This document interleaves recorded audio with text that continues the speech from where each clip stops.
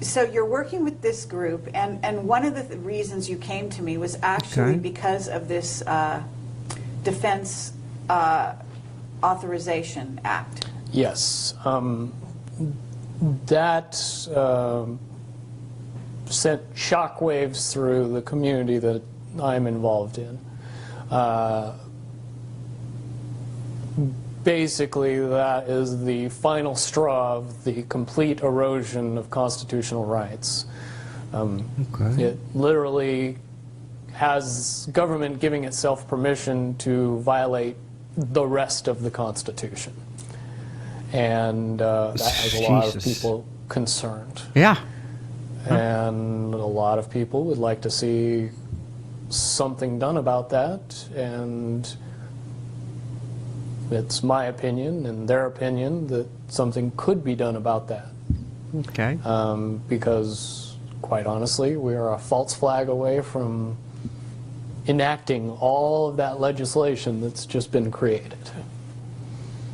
Right. I would agree with you on that. One disaster away from lock up everybody who we say is a terrorist, and nobody will question who's a terrorist. Wow. Right.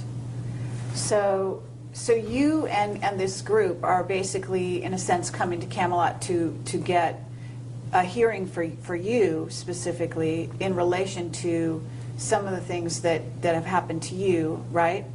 But at the same time to bring notice to the public that this Defense Authorization Act is going to be a huge, well, it is a violation of every constitutional right out there, but that it pushes the envelope to such a degree that it must be dealt with. And you're suggesting certain strides be taken, right? Yes. It's a very simple process if you understand how the problem-solution effect works. In order to create the problem, you can't have everybody know about it. You can't have everybody talking about it. You can't have everybody saying, well, yeah, now we're just waiting for the next false flag. If that information is too widely known and too widely held, the next false flag would blow up in their face. Dat is al wat er aan het gebeuren is, hè, mensen. Er gebeurt iets en nu zijn heel veel mensen al zo, oh, is weer zo'n valse vlag, is weer zo'n iets in scène gezet. Mensen die worden veel meer bewust. Dat klopt wat hij zegt. And cause a shift in public consciousness to say, no, this is just our government messing with us, as opposed to panicking us into a blind fear. Right. Juist. So we'll then allow them to go to war in a full-fledged war, instead of this, this sort of sporadic war that they're conducting, right? Correct. And the popular belief is there's a very, very easy way to prevent that from happening, and to get that information out to the public, it has been surmised that if we bring that to the level that it's at, if we address the issue directly via our constitutional rights and begin to notify the public in general that this is a problem and that it needs to be dealt with, and the way that's been proposed to me and to a lot of people is to create a petition that calls for the impeachment of every political person in Congress and the presidency that enacted this legislation as treasonous. Because it is treason to attempt to alter the Constitution through an unconstitutional means. If you create a law that circumvents the Constitution, you commit treason. Yeah. Fair enough. Dat doen ze sowieso. We haven't actually talked about your special training. No. And why it is that you do have some parallels with Duncan O'Finian. And so having talked about the sort of Defense Authorization Act, at least on a very in a surface way and explained that that is your motivation. Can we actually go down that road to where we talk about where you've been and some of the information you have? Because your, I don't know if it's your clearance level that gave you that, you know, the additional information about black projects and about certain aspects of, well, to name Area 51 specifically, possibly other places that you haven't told me about yet. Oké, interesting. Dan gaan we naar Area 51. En daarna gaat hij het over Project Looking Glass hebben. Het is zo boeiend. Do you want to go, you know, start down that road slightly? Sure. The level of secrecy and secret facilities and the capabilities of our nationally kept secrets would shatter most people's imagination of what is possible. Area 51, Los Alamos, Dulce, 100 other top secret bases where information is kept or hidden from the public in general. Of course, it natuurlijk. would be very hard to accept that all of this information that is currently held secret and classified is actually real. And you know this because why? Because I've experienced things in the military that I've then told people about, and by and large, people that have never held a top secret clearance would call me either, at the mildest, a liar, the greatest accusation, crazy. Certainly my experience at Area 51 and PSY training and what I learned there and the abilities that evolved from that training session that we all seem to pick up on rather easily were most easily described to the layman as Jedi skills. Jedi skills. It's Jedi skills. very easy, if you know what I know, to see the correlation between what happens in the movie in the Jedi training and what happens in...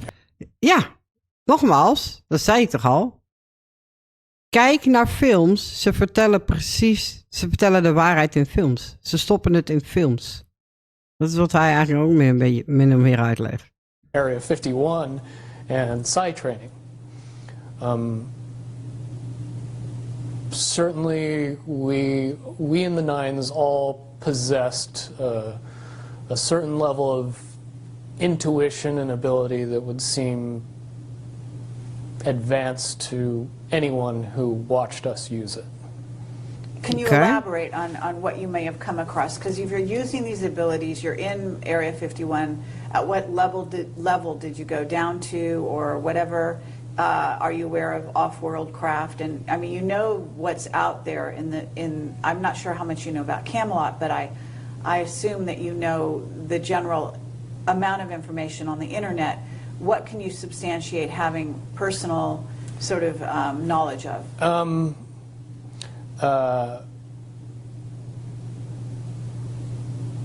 Extra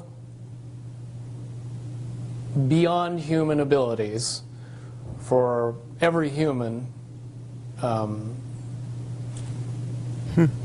not subject to popular belief, but we as human beings are far more capable of using many advanced skills beyond 5 senses. Ja, geloof ik zeker in. With a little bit of training and the knowledge that it was actually possible, most people could accurately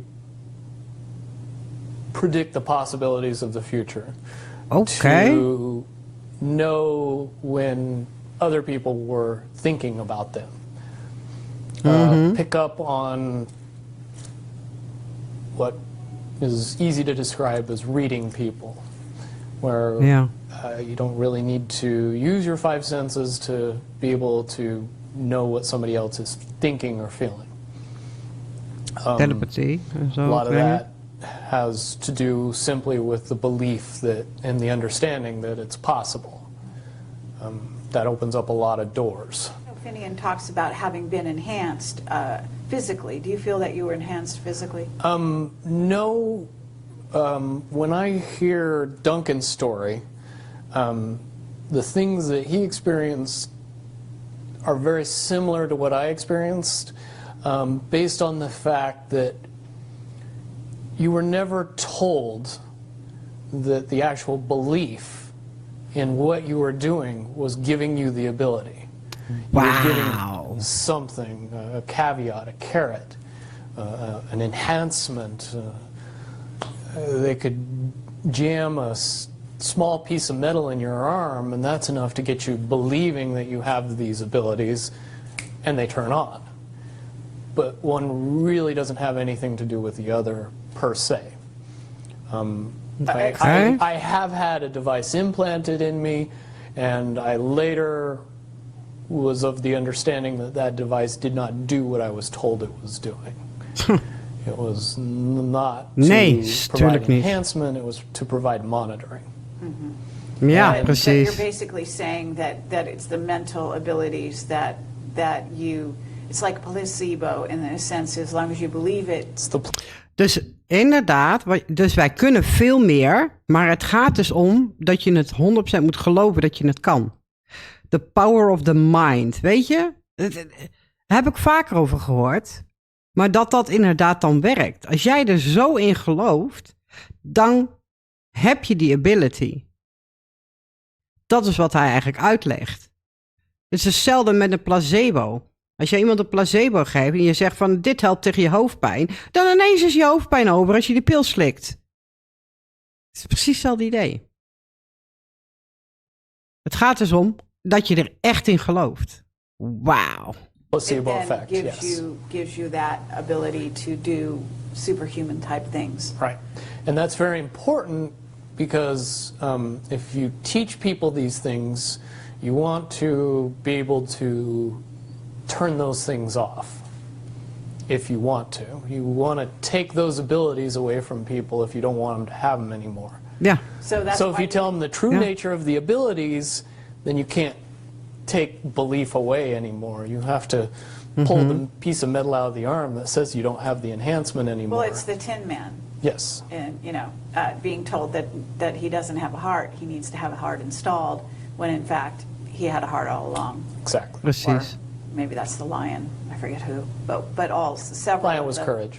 Yeah. Yeah, several of the beings in that story. So okay, well that's very valuable. So you basically were given that kind of thing, and I would say that. And let me interject. The 6 months where I was undergoing all the psychological treatment, I did go through a period of time where I believed all of my abilities to be gone or taken away. In 2008, with some help, I was able to transcend the barrier that kept me from using those talents. And now I've been able to refine and enhance those abilities far beyond the levels that I had in the military, which comes in handy when cops chase your cell phone GPS. Okay, absolutely. All right, so, but to get back to Area 51, and I understand that at this point you would be violating a security oath to talk about it, right? Let me put it in terms that it's easier for me to say and not have to go into the details of how I know, but just that I know. I'll present it to everybody very simply. What could be so important at Area 51 that would require the level of secrecy that is in existence around that facility? Well, certainly if I said that we kept the U.S. space fleet there, and that space fleet was what we would understand to be UFOs, even though the technology is easy to describe and easy to talk about and easy to educate people on. You need a lot of background in the evolution of the science that makes those things possible to be able to accept that the U.S. has dozens, if not hundreds, of vehicles that are more than capable of space flight, and make it so we would have a fleet of vehicles that would be seemingly extraterrestrial. And the reason that that has to be kept that way is because if you know that those vehicles exist, you start to question the technology that they're based on. Yeah. And when you start to do that, then you start to question why we're still using petroleum products and solid rocket boosters and everything else, and things get quickly out of hand after that. Ja. So Ja. to keep... Dan gaan ze inderdaad gelijk. Als die technologie allemaal hebben, waarom gebruiken we dan aardolie en zo? Waarom doen we die shit dan? Ja, en dan verliezen ze geld, hè?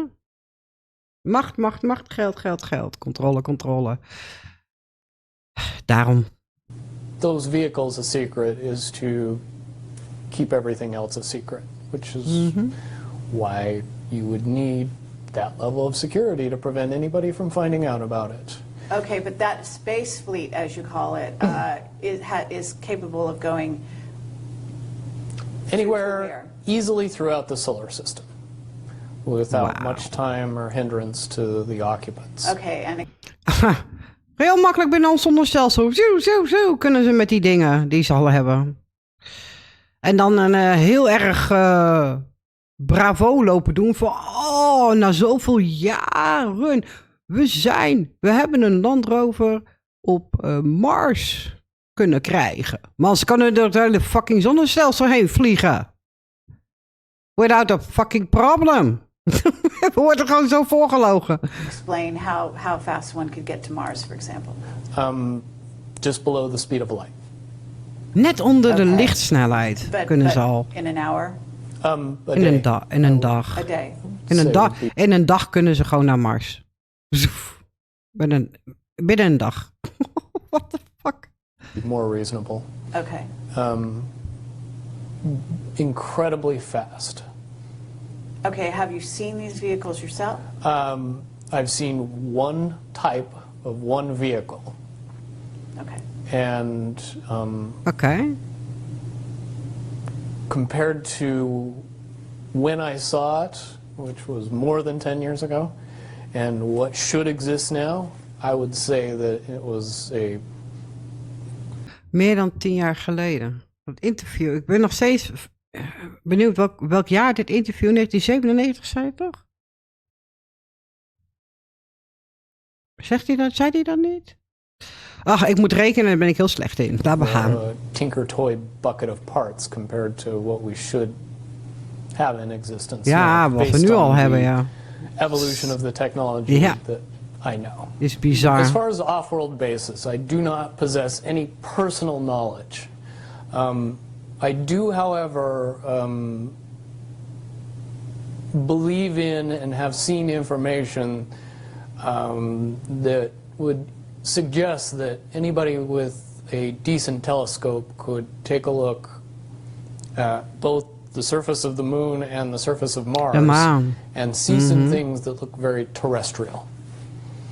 Sure. And die er heel aards uitzien. Dus dat ze dingen op de maan en op Mars hebben neergezet. Zegt hij. Dat als je een hele goede telescoop hebt, zou je het misschien nog kunnen zien. Things that didn't exist 20, 30 years ago. Ja. One of the caveats that I do have some personal information that I did get personally involved in was some information that had to do with the Stargates and Looking Glass. Ja, daar komt Project Looking Glass in. Daar is hij voor gevraagd. Daar heeft hij aan meegewerkt. And more specifically the 2012 problem with those projects. Wacht even, ik ben weer aan het klikken. Sorry hoor. Oh, I guess 2012 projecten. Kijk, dan komt dat jaar weer terug, hè? Het is 1999, 2012. Belangrijke jaren. Popular opinion of what's out there right now is that the project was shut down because there was a problem when we approached 2012. I've heard it described a number of ways, but to my knowledge, the problem is that the timelines converge on that point. Dat de tijdlijnen samenkomen. Had ik daar niet laatst over, lieve mensen? Tijdlijnen die samengekomen zijn? Just saying. And when you know enough about the Stargate projects and the Looking Glass project to know that how string theory works and how the possibility of possibilities works and how making one choice over here doesn't necessarily mean that the other choice couldn't exist at the same time. Precies. But once you get your brain wrapped around this subject, you find out that at the end of 2012, in an easy way to put it, the choices that we make become less and less consequential to the future.